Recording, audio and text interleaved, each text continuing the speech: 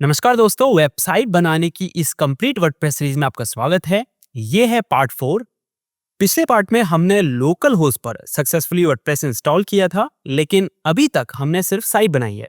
उसे ऑपरेट करना सीखना अभी बाकी है और वो काम होता है वर्डप्रेस डैशबोर्ड से। आज की वीडियो में हम डैशबोर्ड का पूरा टूर करेंगे, हर ऑप्शन को समझेंगे। अगर आपने ये पार्ट ध्यान से समझ लिया तो वर्डप्रेस आपके लिए फिर बिल्कुल ईजी हो जाएगा।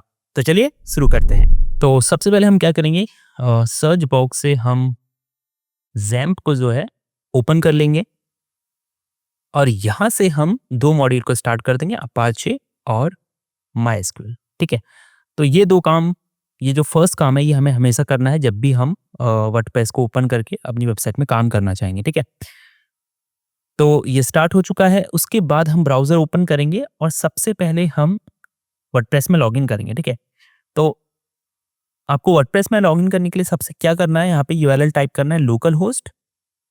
ठीक है, तो हम यहाँ पे से टाइप करते हैं लोकल होस्ट / फिर आपकी साइट का नाम, ठीक है, या उस फोल्डर का नाम जो हमने बनाया था। ठीक है, तो यहाँ से मैं चले जाता हूँ आपका सी ड्राइव में। उसके बाद देखिए हम ज़ैम्प के अंदर आपको जाना है। ठीक है, ज़ैम्प फोल्डर के अंदर, और यहाँ पे आपको देखना है फोल्डर htdocs। ठीक है, इस फोल्डर को आपको ओपन कर लेना है। उसके बाद देखिए यहाँ पे हमने फोल्डर बनाया था इजी टेक क्लास। ठीक है, जो हमारी साइट का नाम भी है, और इसके अंदर ही हमने जो है वर्डप्रेस इंस्टॉल किया था। ठीक है, तो ये फोल्डर का नाम आपको यहाँ पे टाइप करना पड़ेगा। ऑल्दो मैंने आपसे कहा था कि जब भी हमने वो यूआरएल क्रिएट किया था तो मैंने आपसे कहा था वो डिटेल्स आप सेव करके रख लीजिए। ठीक है, अगर आपने नहीं की होंगी तो फिर आपको दिक्कत भी हो सकती है, तो इसको सेव जरूर कर लीजिएगा। ठीक है, ये फोल्डर का नाम हो गया, डाला आपने। उसके बाद लास्ट में आप टाइप करते हैं wp-admin। ठीक है, और /। अब जैसे ही आप एंटर प्रेस करेंगे तो आप लॉगिन पेज में पहुंच जाएंगे वर्डप्रेस के। ठीक है, अब यहाँ पे आपको यूजर नेम डालना है। ठीक है, ये भी हमने क्रिएट किया था तो ये भी आपने सेव किया होना चाहिए। ठीक है, तो मैं यूजर नेम डाल के उसके बाद हम यहाँ पे पासवर्ड डाल देंगे। ठीक है, तो अब हम जो है वर्डप्रेस डैशबोर्ड में आ चुके हैं। ठीक है, अब अगर आपको अपनी साइट ओपन करनी है तो आप क्या करेंगे, एक तो यूआरएल है आपके पास कि आपने लोकल होस्ट टाइप किया। ठीक है, और / आपकी साइट का नाम, ठीक है, या उस फोल्डर का नाम जो भी है।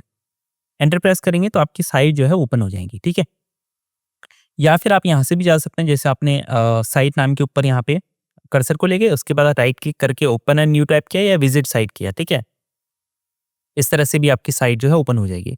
ठीक है, अभी इसमें कुछ भी नहीं है। ठीक है, बेसिक सा पेज जो डिफ़ॉल्ट था वही है, तो धीरे-धीरे हम इसको डिज़ाइन भी करेंगे। लेकिन आज जो है हम सबसे पहले क्या सीखेंगे, जो जो भी ऑप्शंस हैं यहाँ पर, ठीक है, डैशबोर्ड में, वर्डप्रेस डैशबोर्ड में, तो उसको हम सीखेंगे, उनका यूज़ क्या है। ठीक है, तो यहाँ पे सबसे पहले क्या है, डैशबोर्ड का एक पेज है। ठीक है, इसमें कुछ खास है नहीं, यहाँ से हमें कुछ मतलब करने की ज़रूरत है नहीं। तो सबसे पहले होम पेज आ गया। उसके बाद यहाँ पे दूसरा जो ऑप्शन है, यहाँ पे है अपडेट्स का। ठीक है, ये इंपॉर्टेंट है।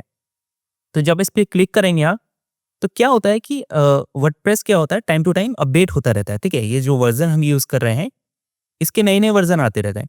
तो वो जो वर्जन है वो आपको यहाँ पे शो होता है।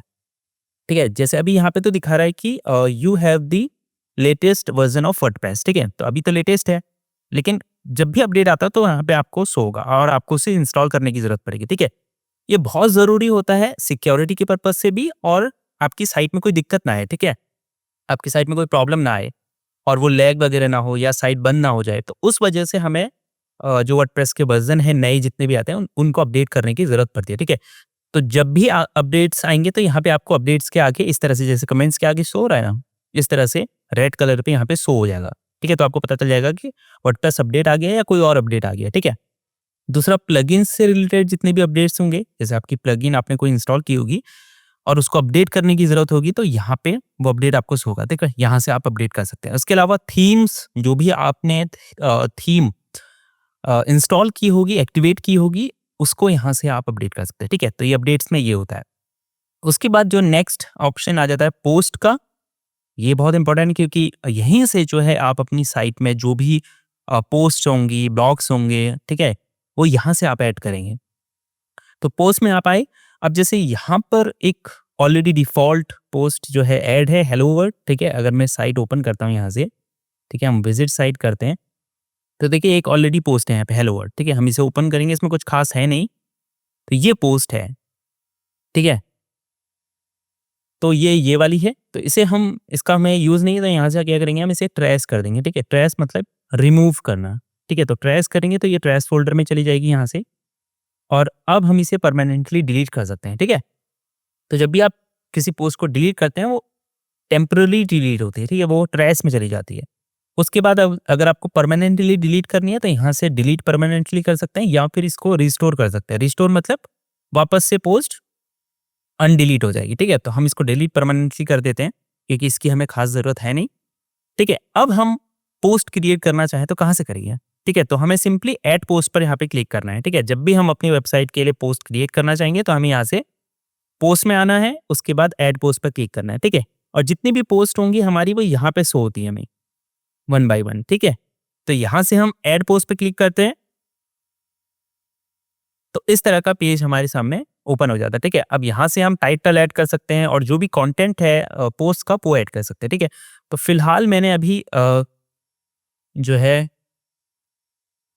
एक पोस्ट क्रिएट की हुई है, तो मैं उसे यहाँ से जो है, ठीक है, हम इसे कंटेंट को सबसे पहले क्या करेंगे, यहाँ से टाइटल कॉपी कर लेते हैं, और यहाँ पे हम टाइटल को पेस्ट कर देते हैं, ठीक है। तो ये टाइटल हो गया। टाइटल मतलब जो मेन हेडिंग होती है, H1 हेडिंग, ठीक है, वो टाइटल होता है। टाइटल हो गया, उसके बाद हम यहाँ से कंटेंट भी जो है इस तरह से पूरा कॉपी करके यहाँ पे पेस्ट कर देते हैं, ठीक है। ब्लॉग वेबसाइट के लिए पोस्ट कैसे लिखते हैं, यानी एक एसईओ ऑप्टिमाइज पोस्ट कैसे लिखी जाती है, उसके लिए भी हम पोस्ट वीडियो बनाएंगे। अगर आप अपनी वेबसाइट बनाकर ठीक है, उसे रैंक करना चाहते हैं गूगल में, तो उसके लिए किस तरह से पोस्ट लिखी जाती है, उसको किस तरह से ऑप्टिमाइज किया जाता है, वो चीज़ें भी हम सीखेंगे, लेकिन आगे अभी हम बेसिक्स सीख रहे हैं, ठीक है, जो मेन चीज़ें हैं। तो यहाँ पे मैंने पोस्ट क्रिएट कर ली, ठीक है। अब मैं थोड़ा सा इसे ठीक कर लेता हूँ, ठीक है। तो ये हमारा टाइटल हो गया। अब हम हेडिंग क्रिएट करना चाहें तो कैसे करेंगे, ठीक है। तो मान लीजिए मुझे इस पैराग्राफ को हेडिंग बनाना है, तो मैंने क्या किया, इस पे क्लिक किया, उसके बाद इस तरह से ऊपर से एक ऑप्शन आ जाता है, ठीक है, बॉक्स टाइप का। तो यहाँ पे आपको इस पैराग्राफ पर क्लिक करना है, ठीक है। और यहाँ पे ट्रांसफॉर्म टू, किस पे ट्रांसफॉर्म करना चाहते हैं, तो हेडिंग, हेडिंग पे क्लिक करेंगे, और ये है हेडिंग बन चुकी है H2, ठीक है। अगर आपको इसको H2 के अलावा कुछ और बनाना है, तो यहाँ से हम H3, H4, H5, H6 कर सकते हैं, ठीक है।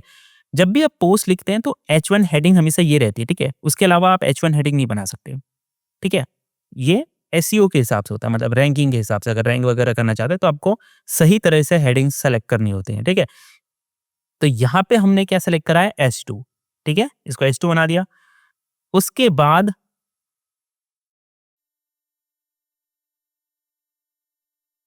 थोड़ा बहुत हम इसको ठीक कर देते हैं, ठीक है।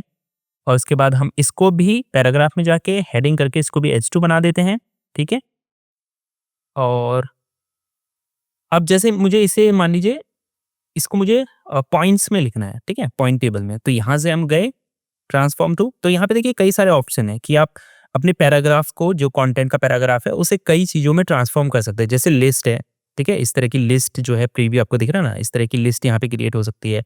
कोट, कोट अगर इस तरह से आपको कोट करना है, ठीक है, कॉलम्स आपको ऐड करने हैं तो इस तरह से, डिटेल्स वगैरह करनी है, ग्रुप करना है, ठीक है। तो ये सारे ऑप्शन, जैसे हमें इसको लिस्ट करना है तो ये इस तरह से पॉइंट टेबल में सिलेक्ट हो जाएगा, ठीक है।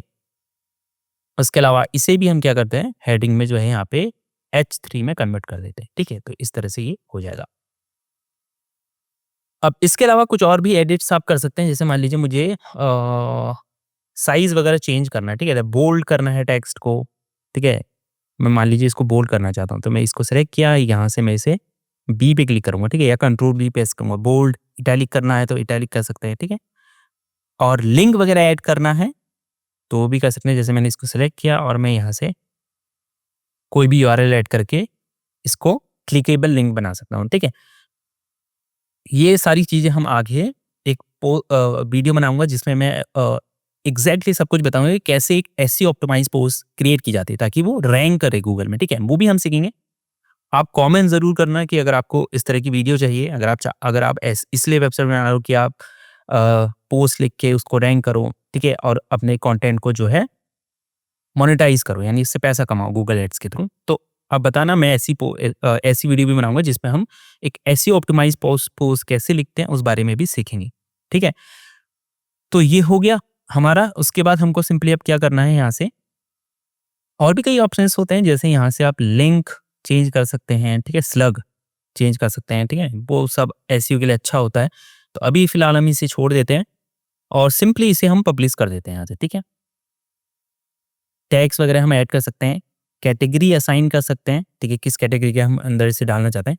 तो फिलहाल अभी हम ऐसा कुछ नहीं कर रहे हैं, सिंपल इसको पब्लिश कर रहे हैं, ठीक है, आपको दिखाने के लिए, ठीक है। तो ये हो चुका है। अब मैं यहाँ से व्यू पोस्ट पे क्लिक करता हूँ, तो देखिए ये हमारी पोस्ट क्रिएट हो चुकी है इस तरह से, ठीक है। तो इस तरह से आप यहाँ से पोस्ट क्रिएट कर सकते हैं, ठीक है। वापस हम डैशबोर्ड में चले जाते हैं।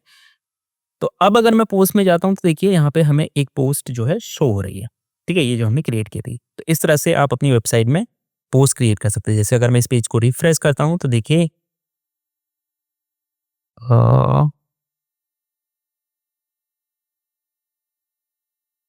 एक मिनट, लोकल होस्ट, ठीक है। तो ये देखिए यहाँ पे हमें पोस्ट जो है एक शो हो रही है, ठीक है, इजी टेक्ला। इस पर हम क्लिक करेंगे तो ये पोस्ट ओपन हो जाएगी इस तरह से, ठीक है, सिंपल सी पोस्ट है। अब यहाँ पे अगर हम देखें तो आप क्या कर सकते हैं, यहाँ पे देखिए ऊपर कई सारे ऑप्शंस दिख रहे हैं, ठीक है। फॉर एग्जांपल आपको कैटेगरी के हिसाब से पोस्ट देखनी है, ठीक है। आपने बहुत सारी पोस्ट क्रिएट कर दी हैं, तो कैटेगरी के हिसाब से देखनी है, यहाँ से आप सेलेक्ट करके वो कैटेगरी सेलेक्ट कर सकते हैं। तो उस कैटेगरी के अंदर जितनी भी पोस्ट आपने डालेंगे वो आपको दिख जाएंगी, ठीक है। डेट्स के हिसाब से देख सकते हैं, ठीक है। उसके अलावा यहाँ से एक्शंस ले सकते हैं। फॉर एग्जांपल आपको बहुत सारी पोस्ट को डिलीट करना है या ट्रेस करना, मूव टू ट्रेस फ़ोल्डर में डालना है, तो यहाँ से आप वो भी कर सकते हैं, ठीक है, सेलेक्ट करने के बाद। तो ये हो गया पोस्ट का। उसके बाद आ जाता है एक ऑप्शन कैटेगरीज़ का, ठीक है। तो कैटेगरीज़ आप कहाँ से क्रिएट करते हैं, यहाँ से, ठीक है। वहाँ से भी कर सकते हैं पोस्ट के अंदर से ही, लेकिन यहाँ से भी आप कर सकते हैं, ठीक है। तो फॉर एग्जांपल कैटेगरीज़ बेसिकली क्या होती हैं, अब जैसे मैं चले जाता हूँ यहाँ पे wordpress.org में, ठीक है। कैटेगरीज़ का बेसिकली यूज़ किया है, तो ये चीज़ें आपको समझनी चाहिए। हम यहाँ से wordpress.org ओपन कर लेते हैं, ठीक है। तो कैटेगरीज़ क्या होती हैं, जैसे ये है देखिए, मान लीजिए बहुत सारी पोस्ट, अब जैसे थीम्स में हम जाते हैं, ठीक है, यहाँ से। तो थीम्स क्या है, एक कैटेगरी है, ठीक है।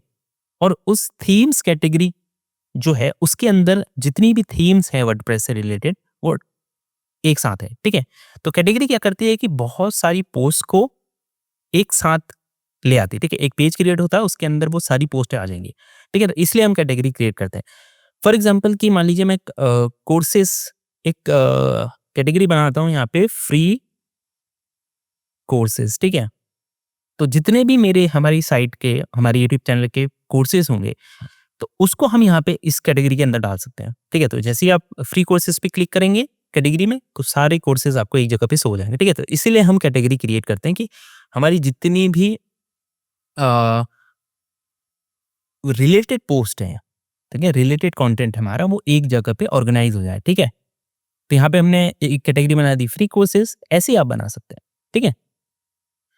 उसके बाद स्लग आ जाता है। स्लग बेसिकली क्या होता है, ठीक है, ये थोड़ा ओपन हो तो मैं आपको बताऊं। स्लग बेसिकली क्या होता है, जैसे ये तो हो गया आपका डोमेन, ठीक है, इतना, जैसे हमारे डोमेन है ना, लोकल होस्ट /EasyTechClass, तो ऐसे ही ये डोमेन है wordpress.org या google.com, ये है मेन डोमेन, ठीक है। उसके अंदर ये जो थीम्स है, ये क्या है, कैटेगरी है, ठीक है। फॉर एग्जांपल मैं यहाँ पे लर्न वर्डप्रेस पे जाता हूँ, ठीक है। अब मैं यहाँ से कोई पोस्ट ओपन कर लेता हूँ, ठीक है। फॉर एग्जांपल हम ये वाली ओपन कर लेते हैं, ठीक है। तो अब देखिए ये क्या है, यूआरएल है wordpress.org, ठीक है, सॉरी डोमेन है, ठीक है, ये मेन डोमेन हो गया इनका। अब जो ये लर्न आ रहा है आगे से, लर्न डॉट, ठीक है, ये लर्न क्या है, ये सब डोमेन है, ठीक है। ये चीजें एज अ वेब मास्टर जब आप वेबसाइट में काम करते हैं आपको समझ में आनी चाहिए, ठीक है। डोमेन क्या होता है, मेन नेम, जैसे wordpress.com, google.com, ठीक है, ये सब क्या है, डोमेन है। अब अगर उस डोमेन के आगे कोई भी, ठीक है, इतने में अगर कोई भी डॉट करके आगे कुछ आ रहा है, लर्न आ रहा है, या फॉर एग्जांपल की जैसे mail.google.com, अब ये मेल क्या है, ये सब डोमेन है, ठीक है, तो इसे हम बोलेंगे सब डोमेन। मेन डोमेन क्या है, google.com, ठीक है, तो ये चीजें आपको सीखनी चाहिए, समझनी चाहिए, ठीक है, तो ये सब डोमेन हो गया। उसके बाद कोर्स क्या है, दिस इज कैटेगरी, ठीक है, कोर्स कैटेगरी हो गई। उसके बाद स्लग होता है ये जो लास्ट पार्ट है, बिगिनर वर्डप्रेस डैश यूजर, ठीक है, तो ये क्या होता है, स्लग होता है, तो ये स्लग का मतलब यही है, ठीक है। तो यहाँ पे स्लग आप चाहे तो कैटेगरी में नहीं भी डाल सकते हैं, कोई इसका मतलब नहीं है, ये पोस्ट में बेसिकली क्रिएट होता है, ठीक है, जब भी आप पोस्ट क्रिएट करते हैं, जैसे अब ये एक पोस्ट है, ठीक है, ये कैटेगरी के अंदर है, और उसके बाद ये इसका स्लग है, बिगिनर वर्डप्रेस डैश यूजर।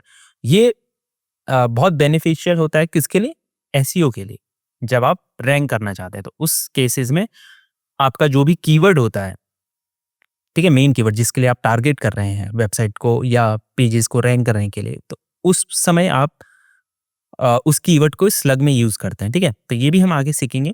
अगर आप सीखना चाहते हैं ये सब चीजें भी, इस पर्पज से आप वेबसाइट बना रहे हैं, तो कमेंट जरूर कीजिएगा। तो ये हो गया हमारा स्लग। चलिए हम स्लग इसको फ्री कोर्सेस ही रख देते हैं, ठीक है, अगर हम कैटेगरीज को भी बाद में रैंक करना चाहेंगे, ठीक है। उसके बाद यहाँ पे एक ऑप्शन है पेरेंट कैटेगरी का, तो अगर आपको कैटेगरी के अंदर कैटेगरी रखनी है, फॉर एग्जांपल देखिए, जैसे यहाँ पे लर्न है, इसको हम मान लेते हैं मेन कैटेगरी, ठीक है, उसके अंदर ये सब कैटेगरी है, तो इस तरह से अगर आपको करना है तो आप कर सकते हैं, ठीक है। तो यहाँ पे पेरेंट कैटेगरी जो भी आप बनाएंगे उसको, इस कैटेगरी को उसके अंदर रख सकते हैं, ठीक है। फिलहाल अभी हम नन करते हैं। डिस्क्रिप्शन आप ऐड कर सकते हैं, कैटेगरी क्या है, किस बारे में ये कैटेगरी है, ठीक है, चाहे तो इसको हम फिलहाल छोड़ देंगे, और उसके बाद सिंपल हम ऐड कैटेगरी पर क्लिक करेंगे, ठीक है। तो ये देखिए हमारी एक कैटेगरी क्रिएट हो चुकी है। इसको हम क्या करते हैं, डिलीट का ऑप्शन नहीं आ रहा है, लेकिन इसको हम डिलीट चाहें तो डिलीट भी कर सकते हैं, ठीक है, बाद में करेंगे हम इसे। तो ये फ्री कोर्सेस हमारा क्रिएट हो चुका है। ऐसे ही हम और भी कर सकते हैं, जैसे फॉर एग्जांपल हम और क्या ऐड कर सकते हैं, पीडीएफ नोट, ठीक है, पीडीएफ नोट्स, तो एक ये कर लेते हैं, ठीक है, और यहाँ पे हम स्लग में पीडीएफ नोट ही रखते हैं, ठीक है। पेरेंट कैटेगरी कुछ नहीं रखेंगे, ऐड कैटेगरी कर देते हैं, ठीक है। और उसके अलावा हम ऐड कर सकते हैं, क्विज कर देते हैं, ठीक है, ठीक है, तो क्विज कर देते हैं, और यहाँ से हम स्लग में भी क्विज ही रखते हैं, और यहाँ से हम क्या करते हैं, ऐड कैटेगरी कर देते हैं, ठीक है। तो क्विज हो गया, पीडीएफ नोट्स हो गए, फ्री कोर्सेस हो गए, और एक हम कर देते हैं सर्टिफिकेट का, ठीक है, सर्टिफिकेट का एक हम क्रिएट कर देते हैं, ठीक है। उसके बाद हम यहाँ से इसको डाल देते हैं स्लग में भी, और ऐड कैटेगरी कर लेते हैं, ठीक है। तो जो भी आपकी वेबसाइट है उसके पर्पस के हिसाब से आप कैटेगरी क्रिएट कर सकते हैं, ठीक है। तो जैसे फॉर एग्जांपल कि आप ब्लॉग बना रहे हैं टेक्नोलॉजी पर, ठीक है, तो टेक्नोलॉजी और फिर मोबाइल, कंप्यूटर्स, इस तरह से आप, ठीक है, रिव्यू, जो भी आप कैटेगरी बनाना चाहते हैं उस हिसाब से यहाँ से कैटेगरी बना सकते हैं, ठीक है। तो हमने ये कुछ बना दिए हैं। उसके बाद टैग्स एक ऑप्शन है, ठीक है। अब टैग्स क्या होते हैं बेसिकली, तो मैं आपको वेबसाइट ओपन करके दिखा लेता हूँ पहले, ठीक है, ठीक है। तो हम एक ये ओपन कर लेते हैं, और उसके बाद तो देखिए लास्ट में जो ये है ना, जो लिंक्स हैं, जैसे SQL commands in Hindi, SQL फिर, तो ये होते हैं टैग्स, ठीक है। एसईओ पर्पज से भी अच्छे होते हैं, ठीक है, जो भी आपकी कीवर्ड्स हैं उससे रिलेटेड आप टैग क्रिएट कर सकते हैं, ठीक है, बेटर रैंकिंग के लिए। एक तो ये होता है। दूसरा टैग का पर्पस ये होता है कि मान लीजिए मैंने एक टैग क्रिएट किया है कोर्सेज, ठीक है, तो टैग से भी आप क्या कर सकते हैं, सिमिलर पोस्ट जो है आपकी कोर्सेज के अंदर जितनी भी पोस्ट आपने क्रिएट की हैं, वो सब टैग के थ्रू भी आप जो है एक साथ कर सकते हैं, ठीक है। जैसे कैटेगरी है वैसे ही टैग्स भी हैं, लेकिन टैग्स बेसिकली पोस्ट के लास्ट में ऐड होते हैं, थोड़ा पोस्ट के फ्रंट में ऐड होते हैं, ठीक है। तो सेम पर्पस है, अगर आप चाहें तो टैग्स भी क्रिएट कर सकते हैं, ठीक है। कैटेगरी के ही जैसे होते हैं, जितनी भी पोस्ट आप एक टैग के अंदर डालेंगे वो सब एक साथ आपको दिखती है, ठीक है, जब आप उस टैग के लिंक को ओपन करेंगे तो टैग्स हो गया। उसके बाद मीडिया आ जाता है यहाँ पे, ठीक है। तो मीडिया बेसिकली क्या है कि जितनी भी वीडियोस या फोटोज आप इमेजेस अपलोड करेंगे अपनी साइट में तो वो यहाँ पे आपको शो होती है, ठीक है। जब आप पोस्ट क्रिएट कर रहे हो तब भी आप जो है वहाँ पे भी आपको ऑप्शन मिलता है कि आप इमेजेस ऐड कर पाएँ, लेकिन यहाँ से भी आप कर सकते हैं। जैसे मैंने ऐड मीडिया फाइल पे क्लिक किया, ठीक है। फॉर एग्ज़ाम्पल हम यहाँ से लोगो ऐड कर लेते हैं अपना, ठीक है। तो मैं यहाँ से लोगो ऐड कर लेता हूँ अपना, ठीक है। तो ये अपलोड हो चुका है इस तरह से, ठीक है। तो इस तरह से आप अपलोड कर सकते हैं। उसके बाद आ जाता है आपका पेजेस, ठीक है। पेजेस इंपॉर्टेंट है। जैसे जब भी आप साइट क्रिएट करते हैं तो कुछ पेजेस इंपॉर्टेंट होते हैं। जैसे यहाँ पे देखिए ब्लॉग, अबाउट, ठीक है, एफएक्यूज, ऑथर्स, ये कुछ पेजेस हैं। तो कुछ जब भी आप वेबसाइट बनाते हैं कुछ पेजेस आपको ज़रूर बनाते हैं। जैसे प्राइवेसी पॉलिसी है, यहाँ पे ऐड करता हूँ पेज। जो हम क्रिएट कर रहे हैं वो आप क्रिएट कर लेना, ठीक है। कैटेगरी इसमें सेम नहीं होगा। कैटेगरी इसमें आप अपने हिसाब से करना, जो भी आपकी वेबसाइट की रिक्वायरमेंट है उसके हिसाब से। पेजेस में आप सेम जो हम फॉलो कर रहे हैं वही कर सकते हैं, ठीक है। जैसे मैं पहला पेज बना देता हूँ अबाउट का, ठीक है। और यहाँ पे जो भी हमने लिखना है वो हम लिख लेंगे, ठीक है। अभी फिलहाल हम छोड़ देते हैं, ठीक है। तो जो भी आपका अबाउट है, अबाउट पेज होता है कि बेसिकली आपकी वेबसाइट के बारे में पता चले। जो भी आपकी वेबसाइट में आया अगर वो अबाउट पेज में जाता है तो आपकी साइट किस बारे में है, क्या प्रोवाइड करती है, क्या उसका गोल है, पर्पस है, ये सब चीज़ें अबाउट में ऐड होती हैं, ठीक है। मतलब आपके बारे में पता चलता है, आपकी साइट के बारे में पता चलता है। तो अबाउट पेज फर्स्ट क्रिएट करेंगे तो यहाँ से मैं इसको पब्लिश कर देता हूँ, ठीक है। इसका लिंक बहुत इंपॉर्टेंट होता है, हम आगे चल के इसको भी देखेंगे, ठीक है, कि लिंक आपको किस तरह से एडिट करने हैं, ठीक है। तो यहाँ पे स्लग का ऑप्शन दिखा नहीं रहा है, ये है, दिखा रहा है अबाउट, ठीक है वैसे अबाउट। उसके बाद हम सेकंड पेज ऐड कर लेते हैं, ठीक है। अबाउट के अलावा हमको एक पेज क्रिएट करना होता है कॉन्टैक्ट का, ठीक है। तो यहाँ से हम कॉन्टैक्ट अस कर सकते हैं या सिर्फ कॉन्टैक्ट भी कर सकते हैं, ठीक है। कॉन्टैक्ट अस इस तरह से या कॉन्टैक्ट, ठीक है। तो हम एक पेज कॉन्टैक्ट क्रिएट कर लेते हैं, यहाँ से इसको पब्लिश कर देते हैं, ठीक है। और उसके बाद हम एक करेंगे डिस्क्लेमर का, ठीक है। ये पेजेस आपको भी क्रिएट करना है, ठीक है।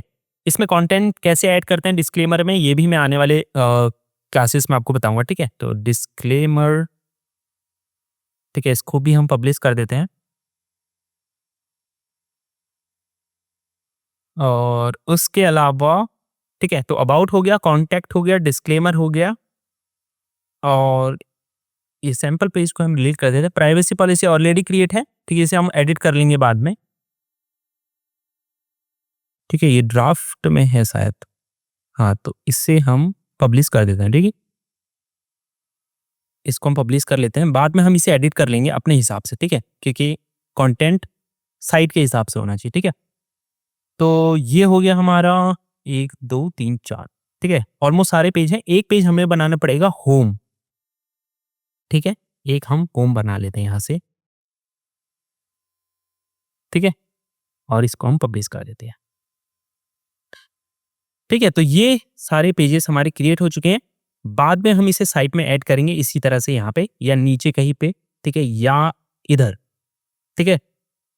नेक्स्ट क्लास में जब हम इसको पूरा कस्टमाइज करेंगे साइट को, ठीक है, इसके डिज़ाइन को बेटर करेंगे।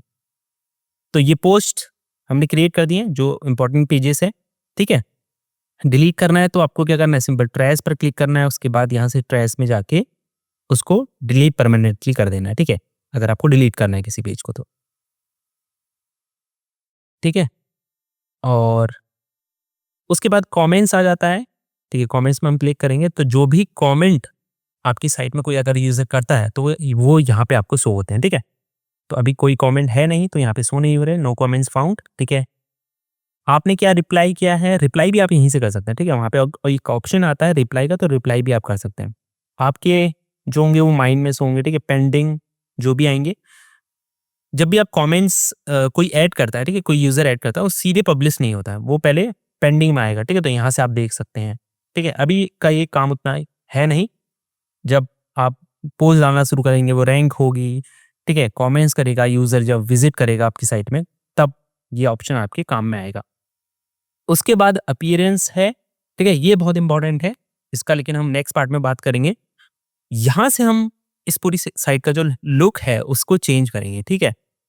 तो यहाँ पे थीम्स आपको अपीयरेंस पे जब आप जाते हैं तो सबसे पहले थीम्स आपको दिखाई देता है ऑप्शन, ठीक है? तो यहाँ से आप क्या कर सकते हैं, थीम चेंज कर सकते हैं साइट की, ठीक है? अभी जो थीम एक्टिवेट है ये वाली, वो है ये वाली 2025, ठीक है? तो कस्टमाइज़ अगर आप करना चाहें इसी थीम को तो आप कस्टमाइज़ पे क्लिक करते हैं और फिर आप यहाँ से पूरी साइट के डिज़ाइन को चेंज कर सकते हैं, ठीक है? Navigation styles. उसके बाद हम यहाँ पे क्या करते हैं, ऐड थीम पर क्लिक करते हैं, ठीक है? कि हमें दूसरी थीम इंस्टॉल करनी है, या तो अगर आपके पास थीम है, आपने इंटरनेट से डाउनलोड की हुई है, तो यहाँ से आप अपलोड थीम पर क्लिक करेंगे तो यहाँ से आप थीम को अपलोड भी कर सकते हैं, ठीक है? या फिर मैं रेकमेंड करूँगा कि यहाँ से आप थीम अपलोड करें, ठीक है? और आपको अपलोड करनी चाहिए एक्स्ट्रा, ठीक है? क्योंकि ये बहुत ही अच्छी, सिंपल और फास्ट थीम है, ठीक है? मतलब आपकी साइट बहुत डिले नहीं होगी, लोड करने में टाइम नहीं लेगी, क्विकली लोड होगी और डिज़ाइन भी अच्छा है थीम का, ठीक है? क्योंकि ये बहुत अच्छी रिव्यू वाली थीम भी है, तो मैं इसे ही यूज़ करता था पहले भी। तो हम क्या करेंगे, इसे यहाँ से एक्स्ट्रा को इंस्टॉल कर लेंगे, ठीक है? प्रीव्यू आप पहले देख सकते हैं कि कैसी दिखेगी, तो इस तरह से प्रीव्यू पर क्लिक करेंगे तो यहाँ से आप प्रीव्यू देख सकते हैं, ठीक है? तो जैसे हमारी ऊपर कैटेगरीज़ आ जाती हैं इस तरह से, ठीक है? Home, services, about, review, pages भी ऐड कर सकते हैं, कैटेगरी भी, ठीक है? इस तरह से सोशल आइकन ऐड कर सकते हैं, ये फिर आपका पेज आ जाता है। यहाँ पे आप कैटेगरीज़ ऐड कर सकते हैं, ठीक है? उसके अलावा इस तरह से पूरा पेज होता है, ठीक है? जैसे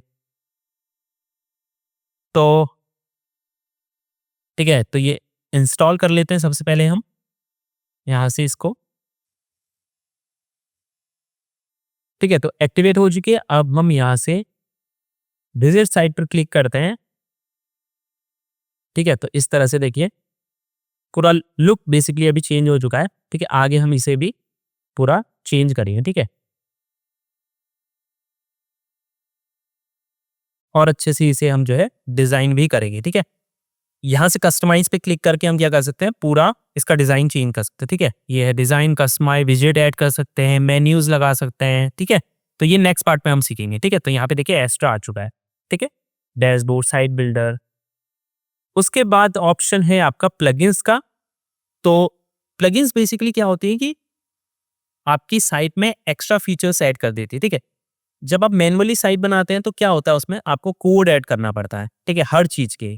फॉर एग्ज़ाम्पल मुझे कॉन्टैक्ट फॉर्म बनाना है या कुछ भी करना है, ठीक है? तो मुझे कोड ऐड करना पड़ेगा, डिज़ाइन करना पड़ेगा उसे पूरा प्रोग्रामिंग के थ्रू, ठीक है? लेकिन वर्डप्रेस में जब आप बनाते हैं तो उसमें क्या होता है कि आप जो प्लगइन्स हैं उनका यूज़ कर सकते हैं, ठीक है? जैसे यहाँ पे देखिए, एक प्लगइन इंस्टॉल है एंटी स्पैम के लिए, यानी मान लीजिए आपकी वेबसाइट पे कोई स्पैम कमेंट्स कर रहा है तो उसको रोकने के लिए यहाँ पे एंटी स्पैम की प्लगइन है। तो ऐसे ही हर फीचर के लिए प्लगइन होती है, हर पर्पस के लिए, ठीक है?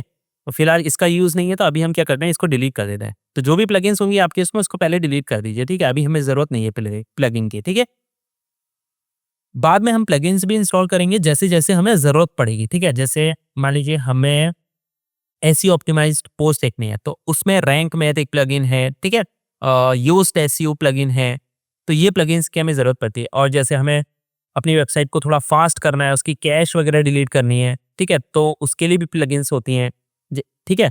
रॉकेट, इस तरह की प्लगइन्स बहुत सारी हैं, ठीक है? लाइट स्पीड कैच है, ठीक है? तो ये प्लगइन्स हम जैसे-जैसे ज़रूरत पड़ेगी उसके हिसाब से हम यहाँ पे ऐड प्लगइन पे क्लिक करके क्या कर सकते हैं, प्लगइन को ऐड कर सकते हैं, ठीक है? कैसे? मान लीजिए मैं ऐड प्लगइन पे क्लिक करता हूँ और यहाँ से आपको एक प्लगइन हम इंस्टॉल करके दिखा देते हैं, ठीक है? जैसे हम यहाँ से चलिए लाइट स्पीड ही कर देते हैं, ठीक है? तो ये क्या है, कैश क्लियर करने वाली प्लगइन है, ठीक है? जो आपकी वेबसाइट को थोड़ा स्पीड अप करती है, जो भी अननेसेसरी कैश वगैरह है उसको डिलीट करके, ठीक है? तो यहाँ पे कैश लाइट स्पीड कैश है, या फिर आप और दूसरी भी कर सकते हैं, W3 टोटल कैश है, ठीक है? लेकिन लाइट स्पीड कैच अच्छी प्लगइन है, ठीक है? 7 million plus million active installation है और समय-समय पर अपडेट भी होती रहती है, ठीक है?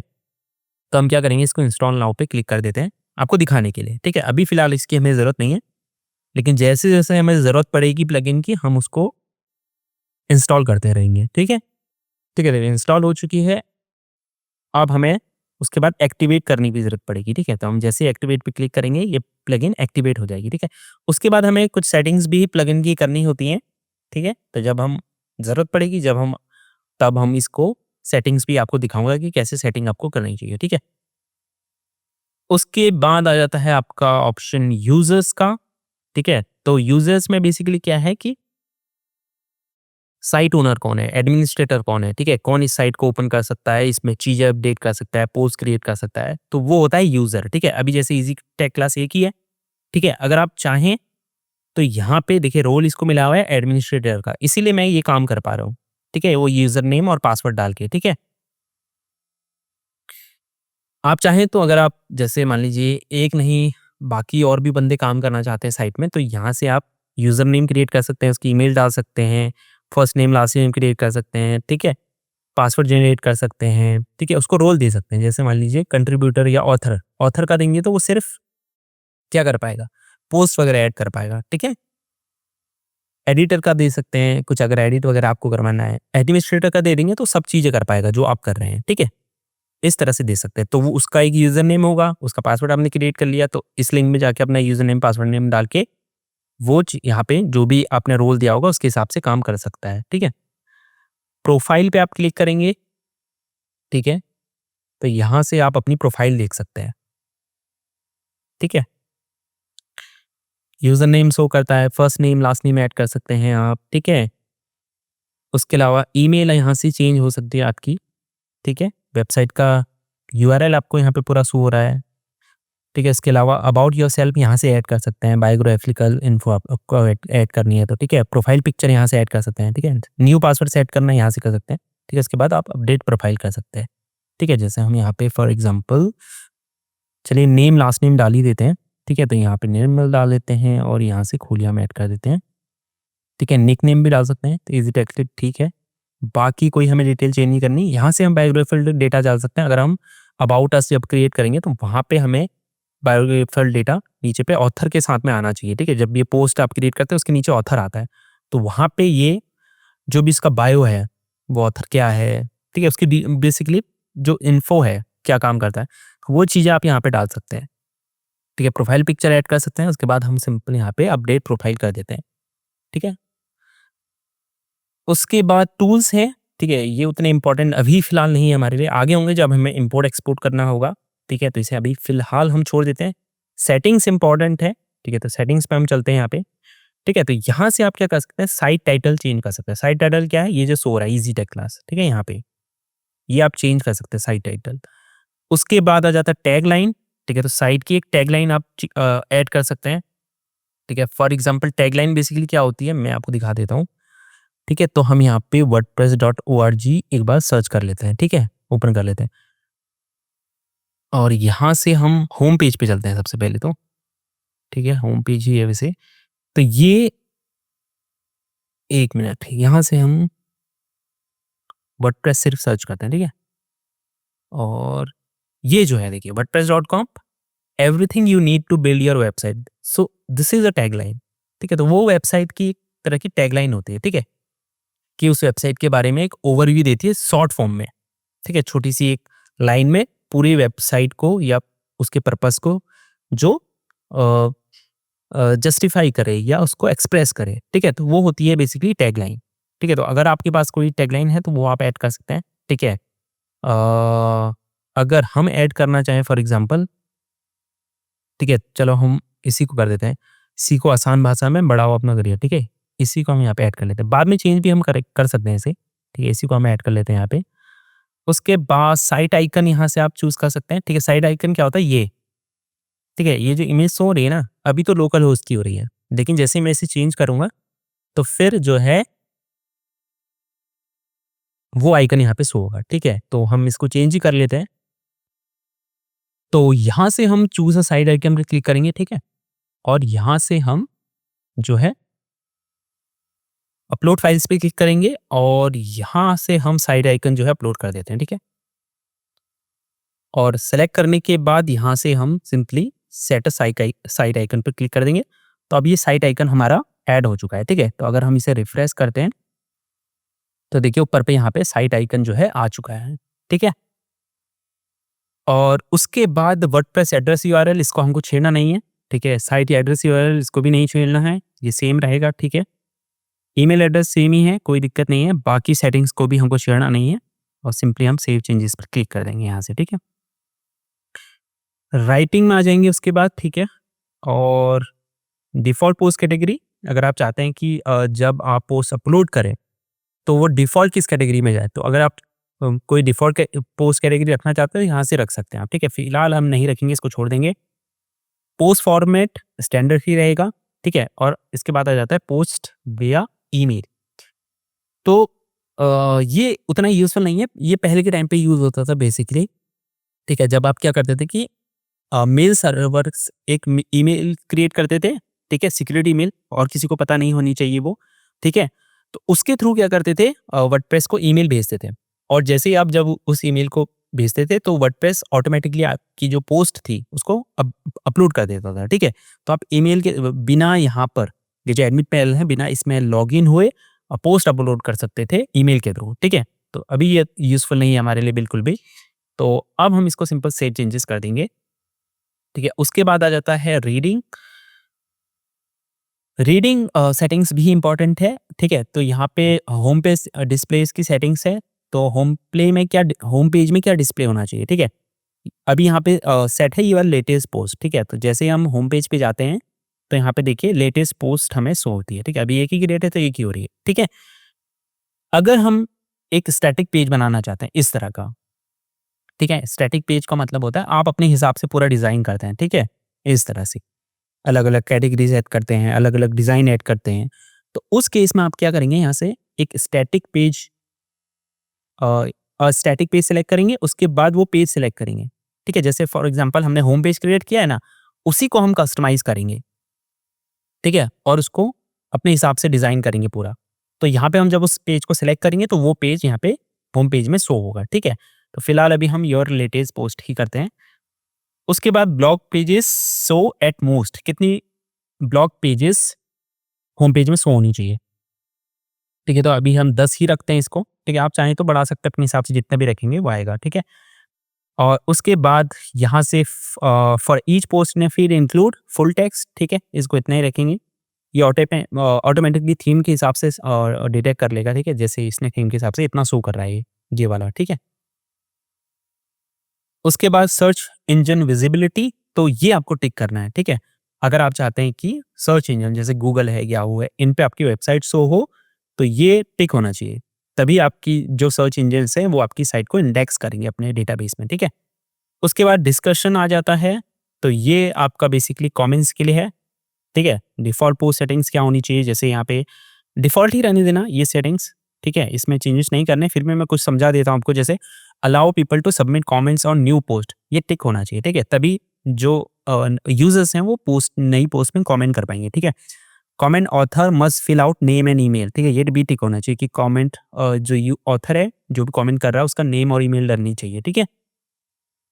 और उसके अलावा एनीवन पोस्ट कमेंट, कोई भी पोस्ट कर सकता है, और ये भी टिक होना चाहिए, और comment is held for moderation, ठीक है। तो अगर कोई कमेंट करेगा तो वो सीधे पोस्ट नहीं हो जाएगा, ठीक है, वो पहले मॉडरेशन में आएगा, आपको यहाँ पे कमेंट्स में दिखाई देगा। जब तक आप अप्रूव नहीं करेंगे वो कमेंट आपकी साइट में पब्लिश नहीं होगा, ठीक है। तो इस तरह से आप कर सकते हैं। उसके बाद यहाँ से आप अवतार शो कर सकते हैं कमेंट के लिए, ठीक है। अगर कोई कमेंट करेगा तो सिंपल इस तरह से शो होगा। अगर यहाँ से आप कोई और दूसरा अवतार सेलेक्ट करना चाहते हैं, जैसे हम ये वाला कर देते हैं, ये वाला, ठीक है, और सेव चेंजेस कर देते हैं, तो जो भी कमेंट करेगा उसके अवतार में ये आएगा, ठीक है। तो डिस्कशन भी हो गया। उसके बाद मीडिया है, ठीक है, कि थंबनेल का साइज़ क्या होना चाहिए, ये डिफ़ॉल्ट ही रहने देना, इसमें हम ज़्यादा कुछ छिड़कानी नहीं करेंगे, ठीक है। फिर आ जाता है परमालिंक्स, तो इसको परमालिंक को हो सकता है आपकी उसमें प्लेन सेलेक्ट हो, ठीक है, इस तरह से, लेकिन आपको क्या सेलेक्ट करना है यहाँ से पोस्ट नेम, ठीक है। तो इस तरह से आपका परमालिंक्स होगा, ठीक है। सबसे पहले आपका आ जाएगा डोमेन, ठीक है, यहाँ तक। उसके बाद आपकी जो भी पोस्ट का स्लग होगा, ठीक है, वो आ जाएगा, ठीक है। तो इस तरह से आपको करना है। तो अब हम इसको यहाँ से सेव चेंजेस कर देंगे। उसके बाद प्राइवेसी, तो ये प्राइवेसी पेज, यहाँ से आपको पॉलिसी गाइड मिल जाती है, ठीक है। अगर आप प्राइवेसी पेज क्रिएट करना चाहते हैं तो ये बताएगा कि किस तरह से आपको क्रिएट करनी चाहिए, ठीक है। उसके बाद लाइट स्पीड कैश आ रहा है, जो प्लगइन हमने आपको इंस्टॉल करके दिखाई थी, ठीक है, तो यहाँ से उसकी सेटिंग्स पढ़ सकते हैं आप, ठीक है। तो ये आगे हम जब इस प्लगइन की ज़रूरत पड़ेगी तो हम इन सेटिंग्स के बारे में भी सीखेंगे, ठीक है। कोलैप्स मेन्यू करेंगे तो ये मेन्यू इस तरह से शो होगा, ठीक है। तो हम इसको शो कर देते हैं। तो ये बेसिकली पूरा जो वर्डप्रेस का ओवरव्यू था, ये इस तरह से था, ठीक है। जो भी इंपॉर्टेंट चीज़ें थी वो सभी हमने इसमें सीख ली हैं, ठीक है। नेक्स्ट जो पार्ट होगा उसमें हम क्या सीखेंगे, हम अपीयरेंस में जाके थीम को प्रॉपर डिज़ाइन करेंगे, कस्टमाइज़ करेंगे और जो भी इंपॉर्टेंट चीज़ें हैं जो ऐड होनी चाहिए वेबसाइट में, ठीक है, इस तरह की साइट जो बननी चाहिए उसके बारे में हम देखेंगे कैसे बनती है, ठीक है। तो फिलहाल इस वीडियो में इतना ही। तो अब हम क्या करेंगे लास्ट में, यहाँ से जब भी आप कंप्लीट कर लें काम, आपको बंद करना है तो यहाँ से होम पेज में गए आप, ठीक है, और यहाँ से आपने लॉग आउट कर लिया, ठीक है। लॉग आउट करना ज़रूरी है। उसके बाद आपने इसको कट किया, ठीक है, और नेक्स्ट चीज़ आपने क्या की, यहाँ से इनको जो मॉड्यूल्स हैं अपाची और माइस्क्यूएल इसको स्टॉप कर दिया, ठीक है। तो इस तरह से आपका काम खत्म हो जाता है। तो दोस्तों, आज हमने वर्डप्रेस डैशबोर्ड का फुल टूर किया, हर ऑप्शन का यूज समझा। अब आप कॉन्फिडेंटली अपनी साइट पर पोस्ट लिख सकते हो, पेजेस बना सकते हो, थीम्स चेंज कर सकते हो और सेटिंग्स मैनेज कर सकते हो। नेक्स्ट वीडियो में हम थीम इंस्टॉलेशन और कस्टमाइजेशन करेंगे, जिसमें आप सीखोगे कि अपनी साइट को बेसिकली डिजाइन कैसे करता है। अगर आपको ये वीडियो पसंद आया तो लाइक और सब्सक्राइब करना मत भूलना और कमेंट में ज़रूर बताएं कि क्या आप इस सीरीज़ के साथ चल रहे हो, क्योंकि इससे हमें भी पता चलता है कि आपके लिए ऐसी वीडियोस बनाना वर्थ इट है। तो मिलते हैं नेक्स्ट पार्ट में।